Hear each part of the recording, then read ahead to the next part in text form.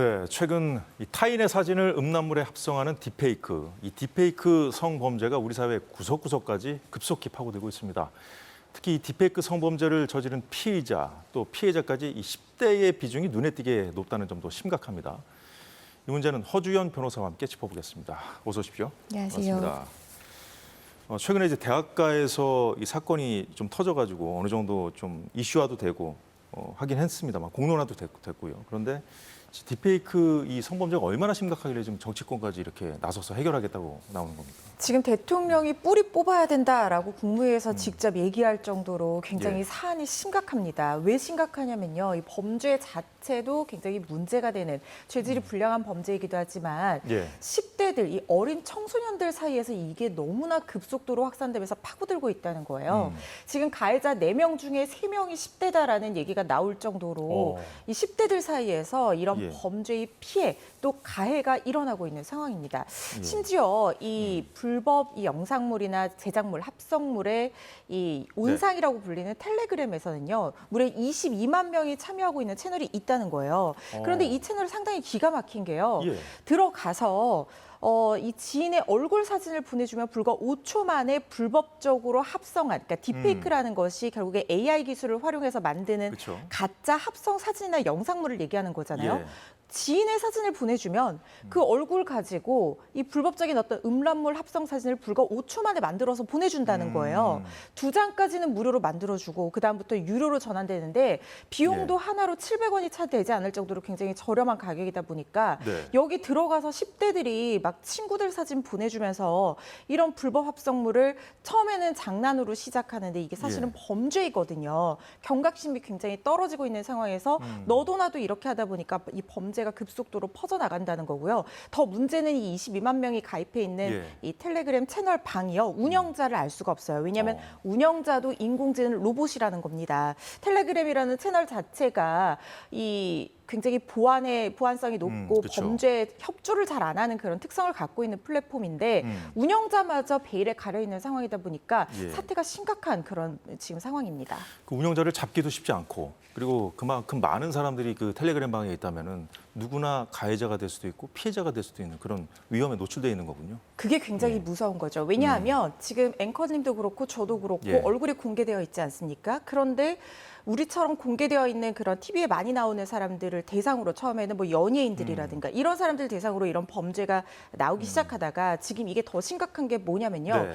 요즘에 다 휴대전화에 카메라 있잖아요. 그쵸. 1인 1카메라 시대라고 해도 과언이 아닌데 그냥 친구의 사진을 찍어서 네. 우리 사진 찍는데 별로 거부감이 없잖아요. 공유하잖아요. 그리고. 그렇죠. 그런 것들 단체방에서 공유하곤 하는데 네. 그런 사진들로도 얼마든지 피해자가 될 수 있다는 거예요. 피해자도 가리지 않습니다. 친구부터 시작해서 교사, 군인, 그다음에 뭐 심지어 가족의 사진을 이런 식으로 하는 경우도 있다는 거예요. 네. 그래서 이게 지금 누구나 피해자가 될 수 있는 상황이고 특히 어린 10대들이 자신의 프로필 사진 같은 것들 SNS에 게시했다가 예. 피해를 볼 수 있는 상황이고 이러다 보니까 모두가 사실 피해자가 될 수 있는 상황에서 더 우려스럽습니다. 모두가 피해자가 되고 있는 상황. 그런데 이 10대 피해자가 많다고 앞에서 말씀해 주셨는데 연령대별로 보니까 피의자도 그렇고 피해자도 그렇고 10대가 가장 많다면서요. 그렇습니다. 허위 영상물 관련 범죄 피의자 수가요. 예. 2023년 기준으로 전체 120명 중에 무려 75.8%인 91명이 10대였다고 합니다. 저렇게나 많습니다. 그렇습니다. 가해자가 지금 75% 이상이 10대라는 거예요. 그런데 올해 상반기 기준으로 보면 예. 이게 더 늘어났습니다. 그러니까 이게 이 2023년 전체 기준으로 10대 가해자가 91명이었는데 네. 지금 상반기 10대 가해자가 73.6% 무려 131명에 달한다는 거예요. 상반기에만. 그렇죠. 그러면 올해 내내 지금 만약에 범죄가 더 확산이 된다고 하면 예. 그야말로 10대 가해자 수가 엄청나게 늘어난다는 거고요. 지금 피해 지원 요청, 그러니까 피해자도 10대가 늘었습니다. 피해자도요. 그렇습니다. 이게 2024년 기준으로 네네. 10대 피해자가 64명이었는데요. 올해 기준으로 288명으로 무려 4.5배나 증가를 했거든요. 심각하군요. 그렇죠. 그러니까 또래 집단들 사이에서 또래를 대상으로 한 가해와 피해가 늘어나고 있다. 이렇게 보셔야 될 것 같습니다. 이 정도면 교육 당국에서 나서야 되는 거 아닌가요? 지금 교육부가 긴급 피해 현황을 조사를 했는데요.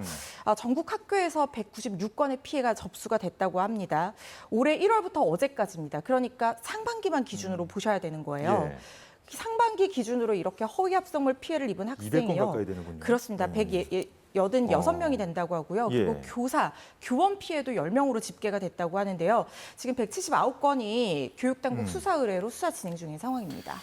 이게 피해 학교 지도가 나올 정도로 심각하다던데 이 지도에 나온 그 내용이 만약에 사실이 아니라면 언론들이 이렇게 이슈하지 않았을 텐데 확인해 봤더니 사실인 경우가 많다는 거 아니에요? 그렇습니다. 이게 알려지기로는 한 중학생이 이 피해 정도가 너무나 심각하다는 걸 알리기 위해서 예. 이 지도를 직접 만들었다고 하는데요.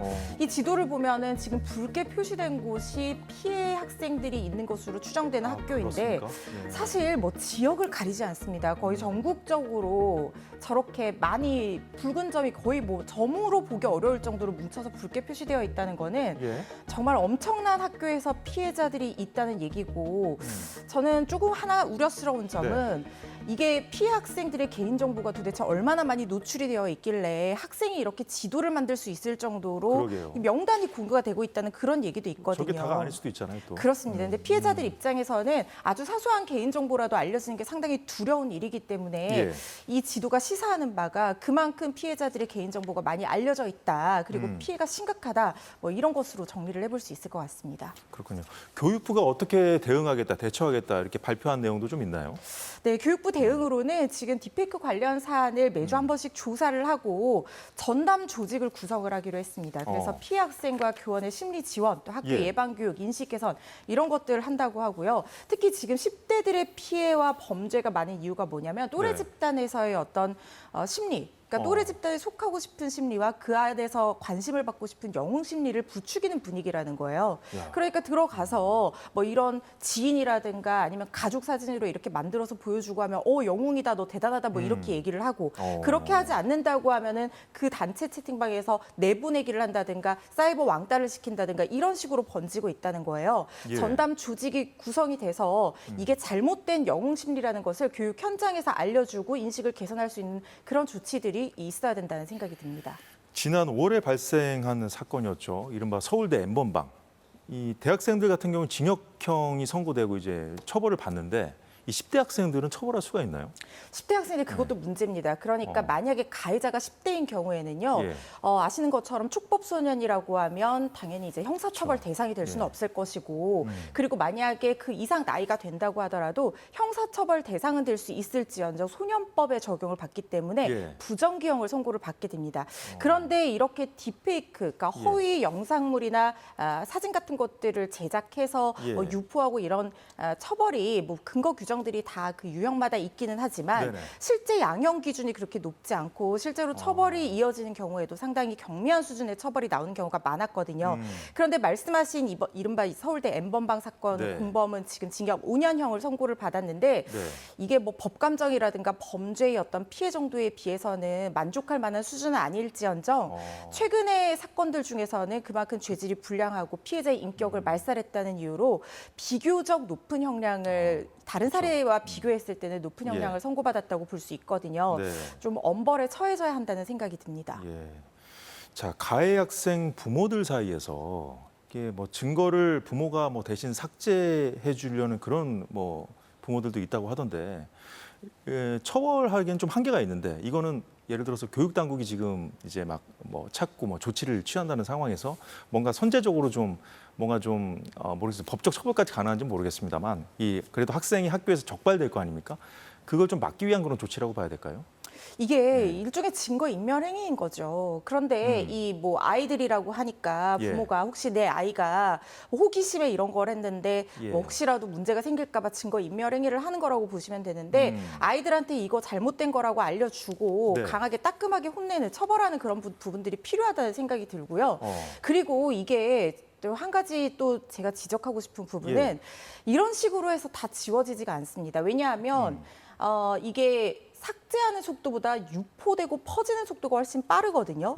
이 디지털 성범죄라는 것은 증거를 남길 수밖에 없습니다. 이거 포렌식하고 이러면은 어디선가 반드시 흔적이 남기 마련이에요. 그런데 그렇죠. 이걸 역으로 말씀드리면 그만큼 디지털 성범죄로 인한 피해는 지워지지 않는 것이라는 얘기도 될 수 있거든요. 네. 그래서 이걸 뭐 삭제를 한다고 하더라도 이 부분 항상 증거를 남긴다는 거는 명심하셔야 될 것 같고요. 예. 그만큼 피해가 확산 속도도 빠르고 지워지지 않는 피해를 남긴다는 점에서 디지털 성범죄에 대한 경각심이 더 높아져야 된다는 생각이 듭니다. 예.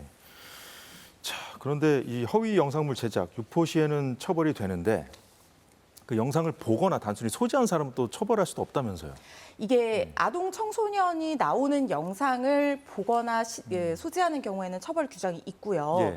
그리고 카메라 등 이용 촬영죄, 그러니까 그 피해자 의사에 반해서 불법적으로 촬영한 영상물을 소지하거나 시청하는 행위도 처벌 규정이 있는데요. 예. 문제는 성인 피해자의 얼굴과 음란한 내용의 어떤 다른 영상이나 사진을 합성한 거를 소지하거나 시청하는 경우에는 처벌 규정이 없습니다. 근데 성인 피해자라고 하더라도 네. 아동 청소년의 피해 또는 불법적으로 촬영당한 사람의 피해와 크게 그 죄질이 다르지 않다고 저는 생각을 하거든요.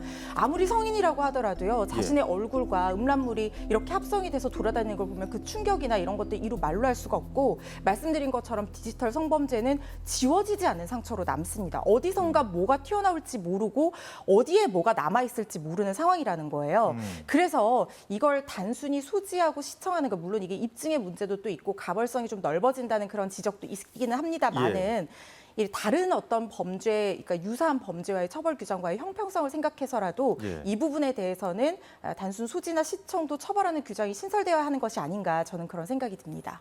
다른 뭐 유사한 성범죄 비교해서 말씀해 주셨는데 이게 뭐 디지털 상에서 일어나다 보니까 물리적으로 접촉은 안 하잖아요. 그렇기 때문에 이제 좀 낮은 건가요? 상대적으로?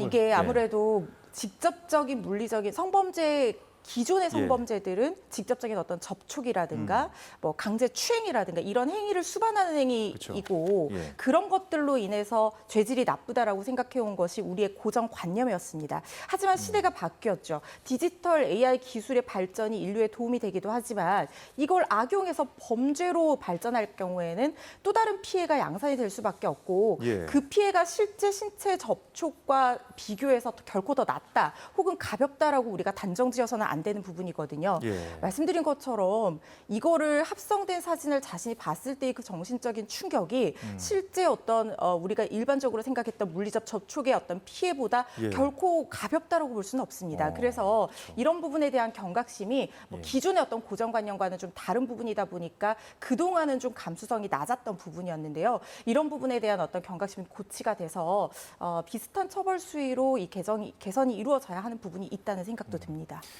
피의자도 그렇고 피해자도 그렇고 10대가 가장 많다고 하니 이게 심각한 사회 문제가 아닐 수 없습니다. 서둘러서 보완책을 마련해야겠습니다. 자, 오늘 말씀 여기까지 듣죠. 허주연 변호사였습니다. 고맙습니다. 감사합니다.